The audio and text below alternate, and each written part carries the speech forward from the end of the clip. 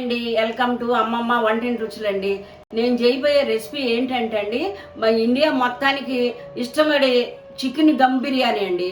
ఆ దమ్ బిర్యానీ నేను హోటల్కి వెళ్ళి అన్నీ తెలుసుకుని ఎలా చేయాలి ఏంటి అన్నది మాకు ఒక అతను తెలిసిన అతను ఉన్నాడండి. అతని దగ్గరికి వెళ్ళి అన్నీ తెలుసుకుని వచ్చి నేను కూడా ఇంట్లో ఒక్కసారి ట్రై చేశానండి. మా మనవాళ్ళకి మనవరాళ్ళకి కూడా చేసి పెట్టానండి. అది చాలా బాగుంది జయమమ్మ టేస్ట్, నువ్వు కూడా ఒక్కసారి వీడియో తీద్దామన్నారండి. అందుకనే నేను చేసండి మీకు ఇలా చూపిస్తున్నానండి. ముక్క అండి జ్యూసీగా మెత్తగా రావాలంటే, అన్నం కూడా పొడి పొడిలాడుతూ ఉండాలంటే నేను చెప్పినట్టుగా మీరు చేసుకోండి, చాలా పర్ఫెక్ట్గా వస్తుందండి. వంటింట్లోకి వెళ్ళిపోదాం, ఫాలో అవ్వండి. నేనండి కేజీ చికెన్ తీసుకున్నానండి. ఆ కేజీ చికెను దమ్ బిర్యానీ కానంటే మీరు చికెన్ సెంటర్కి వెళ్ళండి, అలా పెద్ద పెద్ద పీసులుగాను కట్ చేసి ఇస్తారండి. కట్ చేసి ఇచ్చినప్పుడు వాటికి వాళ్ళని అట్లా గంట్లు పెట్టమనండి. దానిలోకి ఉప్పు కారం మసాలాలు అన్నీ పట్టి చాలా టేస్టీగాను జ్యూసీగా చాలా బాగుంటుందండి. మీకు చికెన్ అండి మ్యాగ్రినేట్ చేసుకోవడానికి అల్లం వెల్లుల్లిపాయ పేస్ట్ 2 స్పూన్లు అండి. అది ఇంట్లో తయారు చేసుకున్నానండి నేను. ఇప్పుడు 1 స్పూను పసుపు వేసుకోండి, 1 స్పూన్కి గరం మసాలా అండి, అది 2 స్పూన్లకి సాల్ట్ అండి, సాల్ట్ వేసుకోండి, 2 స్పూన్లకి కారం వేసుకోండి, ధనియాల పౌడరు 1 స్పూన్ వేసుకోండి. ఈ పచ్చిమిరకాయలండి 3 కాయలు తీసుకుని చీలికిల్లా కట్ చేసుకుని వేసేసుకోండి. ఇది బిర్యానీ మసాలా అండి, 2 స్పూన్లు వేసుకుంటున్నానండి. ఆ బిర్యానీకి మంచి టేస్ట్ వస్తుంది, మంచి స్మెల్ వస్తుందండి, చాలా టేస్టీగా ఉంటుందండి. ఇప్పుడండి బిర్యానీకి స్పెషల్ మసాలా తయారు చేసుకుందామండి. ఇదిగోండి ఇప్పుడు ఒక రోల్ తీసుకుని అనాస పువ్వు అండి, జాజికాయ అండి, యాలక్కాయలు లవంగాయలు దాచిన చెక్క అవన్నీ కూడా అలా వేసేసుకుని మెత్తగా పౌడర్లాగా మాత్రం చేసుకోబాకండి. ముక్క చెక్కగానే దంచుకుని ఆ చికెన్లో వేసుకుంటేనండి స్మెల్ ఉంటుంది, టేస్టీ కూడా చాలా బాగుంటుందండి. మీకు అలా ముక్క చెక్కగానే దంచుకోండి. మీరు అలానండి అది తీసేసి అలా ముక్కల మీద జల్లేసుకోండి. జల్లుకున్నాక షాజీరాని కూడా 1 స్పూన్కి తీసుకోండి. ఆ స్పూన్ తీసుకుంటేనే అది మంచి స్మెల్ వచ్చి చాలా టేస్టీగా ఉంటుందండి మీకు బిర్యానీ. అదిగోండి 5 స్పూన్లు మాత్రం నెయ్యి వేసుకోండి. ఇప్పుడండి దానిలోకి 2 స్పూన్ల నుంచి 3 స్పూన్ల వరకు ఆయిల్ వేసుకోండి. ఆయిల్ వేసుకుని 5 నిమిషాల వరకు బాగా కలపండి. కలిపితేనే ఉప్పు కారం అంతా అన్ని మసాలాలన్నీ ముక్క లోపలికి వెళ్ళి చాలా టేస్ట్గా ఉంటుందండి మీకు. అలా కలిపేసేయండి. ఇప్పుడండి 5 నిమిషాల వరకు బాగా కలిపాం కదండి, ఒక పెద్ద సైజు నిమ్మకాయ తీసుకుని ఆ రసం కూడా దానిలో పోస్తేనండి ముక్కకి పులుపు కారం అన్నీ పట్టండి, చాలా టేస్టీగా వస్తుందండి మీకు. మళ్ళీ కూడా 2 నిమిషాలు కలుపుకోండి. అలా కలుపుకుని ఒక 5 గంటల నుంచి 6 గంటల వరకు నానబెట్టేసుకుంటేనండి చికెన్ కూడా చాలా మెత్తబడుతుందండి, తినడానికి కూడా మెత్తగా ఉంటుందండి, గట్టిగా ఉండదండి చికెను. లోపల కూడా ఉప్పు కారం అన్నీ వెళ్ళిపోయి చాలా జ్యూసీగాను.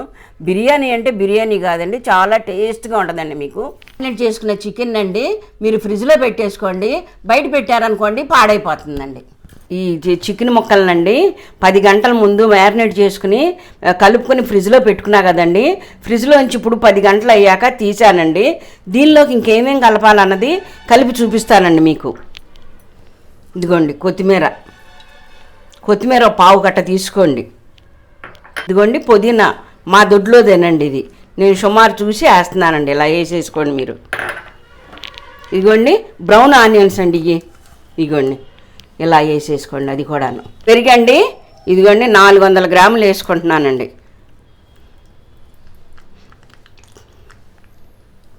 దీన్ని మొత్తం ఒక్కసారండి ఇలా మిక్స్ చేసుకోండి.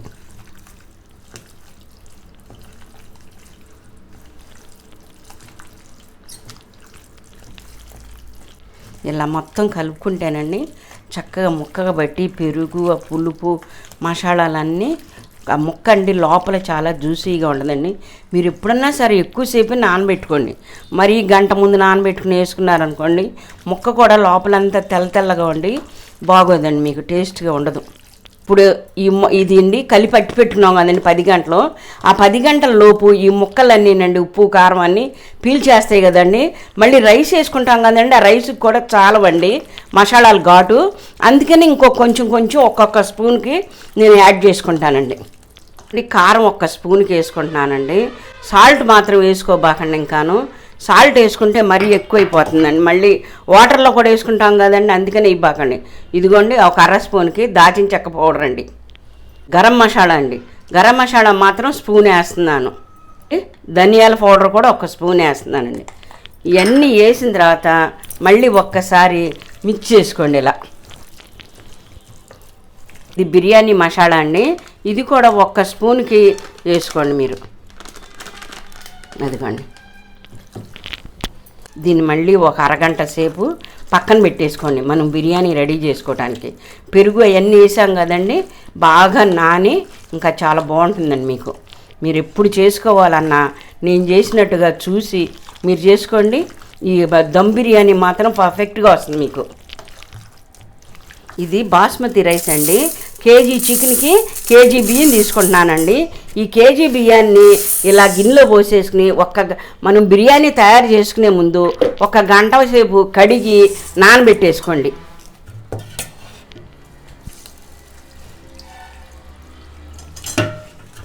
ఇవన్నీ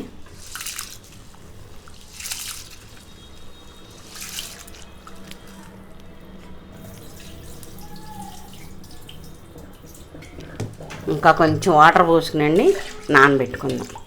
అయ్యండి అట్లా 1 గంట సేపు నాననివ్వండి మీరు. ఆ గంట సేపు నానితేనే ఏమవుతుందంటే అండి, మా బియ్యం బాగా ముడిచ్చినట్టుండి ఆ రైస్ కూడానండి పొడి పొళ్ళాడుతూ చాలా బాగుంటుందండి. పైకి చూడటానికేమో పులుపుగా ఉంటుంది, తినేటప్పుడు మాత్రం మెత్తగా చాలా. బియ్యం తీసుకున్నా కదండి, 3 కేజీల నుంచి 4 లీటర్ల వరకు వాటర్ పోసుకోండి.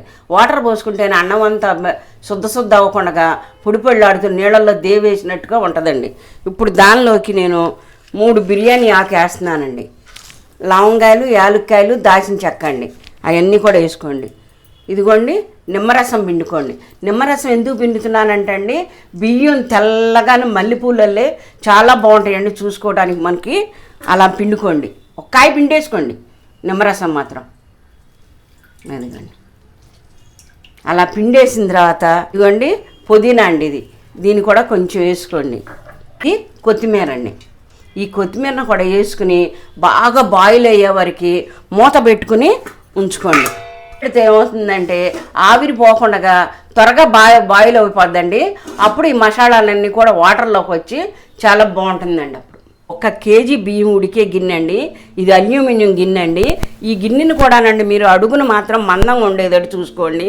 ఎందుకనంటే అండి, నేను బిర్యానీ చేసుకునేటప్పుడు అడుగును మాడకుండా ఉండటానికి అడుగు మందం గిన్నె తీసుకున్నానండి. మీరు కూడా అలా తీసుకోండి.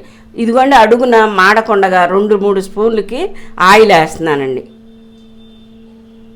గిన్నెలోకి ఆయిల్ వేసుకున్నాం కదండి, ఇలా అంతా పేర్చుకోండి గిన్నె అడుగు బాగాన.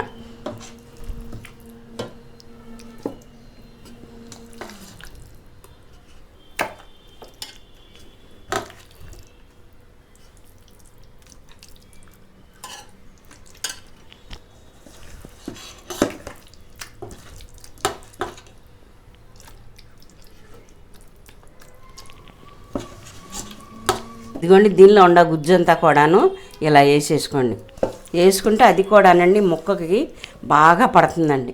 ఇదిగోండి ఇలా సరి చేసేసుకోండి ఇట్లా. ఇదిగోండి వాటర్ చూడండి ఎంత బాయిల్ అయిందో. ఇలా బాయిల్ అయితేనండి దానిలోకి మనం వేసిన మసాలాలంతా రసం దిగి చాలా బాగుంటుంది. ఇది మాత్రం బాగా ఇట్లా మరిగిన తర్వాత 2 గరిటెలకండి ఇలా వాటర్ తీసుకుని ఈ చికెన్ని మనం ఇది చేసుకున్నాం కదా, పరుచుకున్నాం కదా, దాని మీద ఇట్లా పోసుకోండి 2 గరిటెలు. అయిగోండి ఫుల్ 2 గరిటెలు అండి అలా. ఇప్పుడు 4 స్పూన్లు సాల్ట్ వేసుకోండి. ఎందుకనంటే అండి ఇందాక వేగిపోవటం నేను చికెన్లో కూడా కలిపేసుకుని ఉంచుకున్నా కదండి, ఈ వాటర్ దీనిలో పోయాలి కాబట్టి అందుకనే సాల్ట్ ఎక్కువ అవుతుందని నేను సాల్ట్ వేయలేదండి ముందుగానే. 2 స్పూన్లకే ఆయిల్ వేసుకోండి. ఇదిగోండి షాజీరాని 1 స్పూన్కి వేసుకోండి. షాజీరాని ఇది వేసుకుంటేనే మంచి స్మెల్ బాగుంటుందండి. ఇదిగోండి ఇందాక నానబెట్టినప్పుడు ఇంత లావు లేవు కదండి బియ్యం. ఇప్పుడు చూసారా గంట ముందు నానబెడితే ఎలా ఉబ్బినాయో చూసారా. ఇలా నానబెట్టుకోండి 1 గంట ముందు ఎప్పుడన్నా సరే మీరు బిర్యానీ చేసుకునేటప్పుడు. ఇప్పుడు రైస్ వాటర్ బాగా కాగింది కదండి, దీనిలోకి రైస్ వేసేద్దామండి.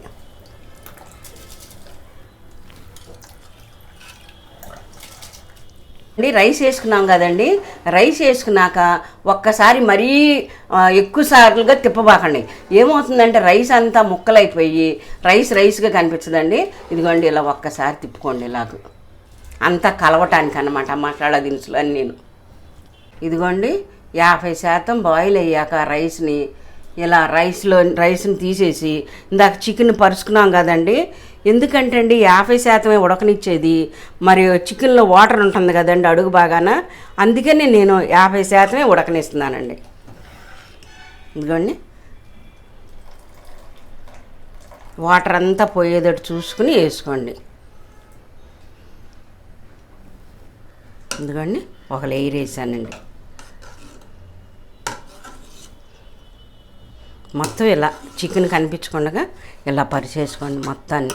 శాతం ఉడికినట్టు మీకు ఎలా తెలియాలంటే అండి, ఇగో చూసారా ఈ బియ్యం అండి చుట్టూ మెత్తగా అయ్యి మధ్యలో కొంచెం పులుగ్గా ఉంటుందండి.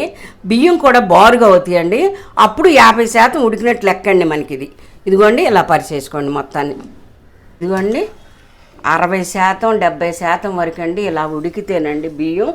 ఇదిగోండి ఇంకా కొంచెం బారైన చూసారా బియ్యం, ఇలా ఇవ్వాలండి. అయితేనే అప్పుడు మీకు బాగా రైసు పొడి చాలా. వాటర్ మాత్రం రానివ్వకండి. వాటర్ లేకుండా ఇంకొక లేయర్ ఇలా వేసేసుకోండి.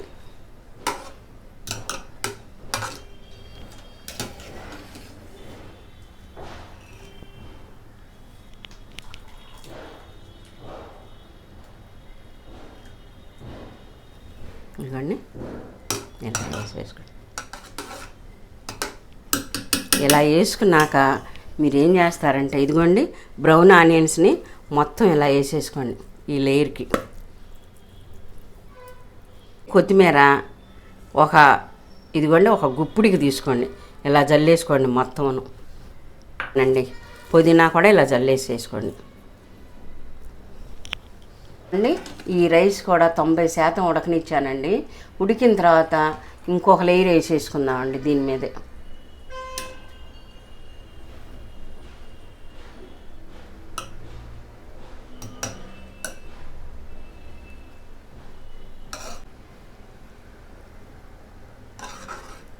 ఇప్పుడండి రైస్ అంతా 3 లేయర్లు వేసుకున్నాం కదండి.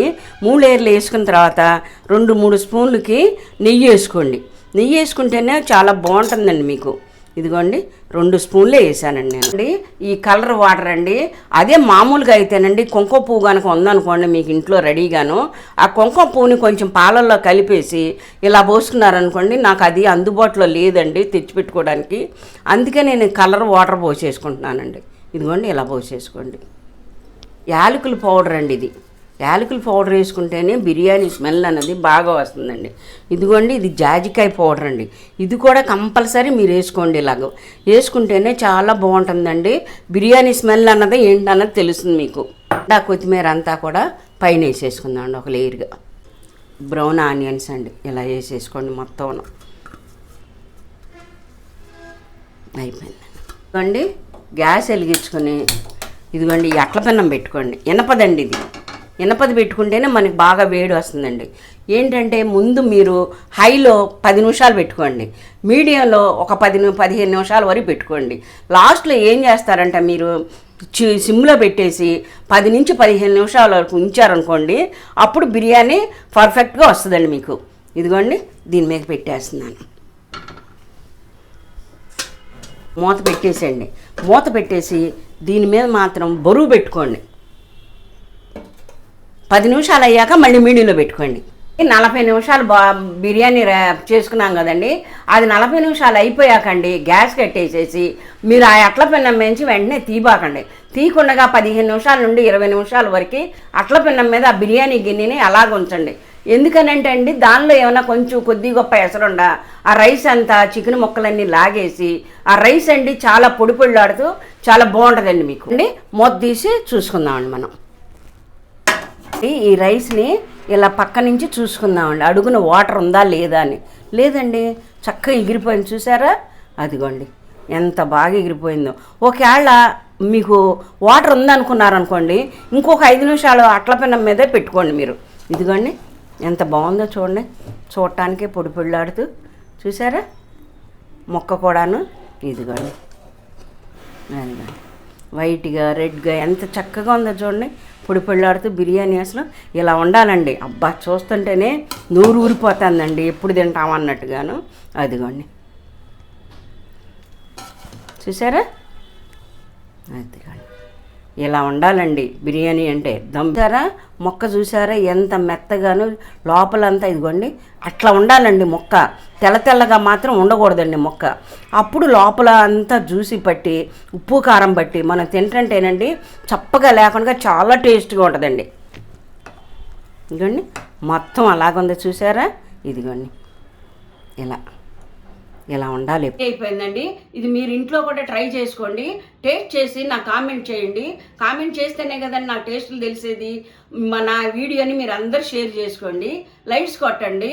నా ఛానల్ని చూడని వారు, కొత్తగా చూసేవాళ్ళు ఉంటే సబ్స్క్రైబులు మాత్రం మర్చిపోబాకండి. రేపటి నుంచి ఇంకా కొత్త కొత్త వెరైటీస్ అన్నింటినీ చేసి చూపిస్తానండి మీకు. మీ పిల్లలకి మీకు ఇంట్లోనే చేసుకుని తినేయచ్చు.